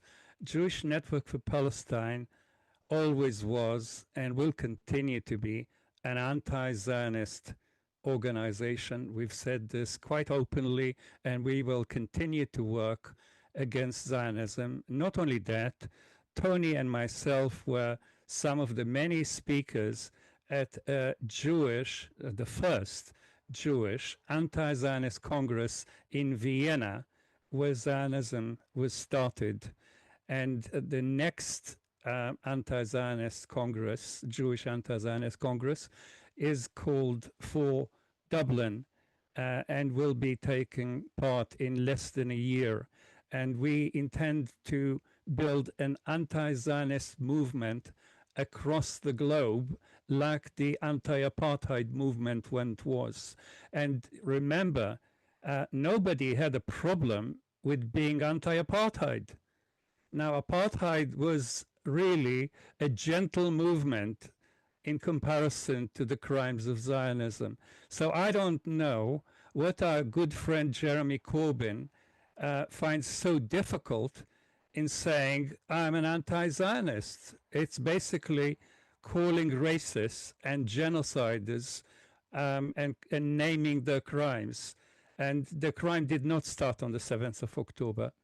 So I hope that the new party and Jeremy will follow Zara Sultana and the many, many thousands of socialists and radicals in Britain and join the anti-Zionist camp. Thank you for all the speakers, and thank you for over 200 people who are marvelous, asked the right questions and demanded the right answers.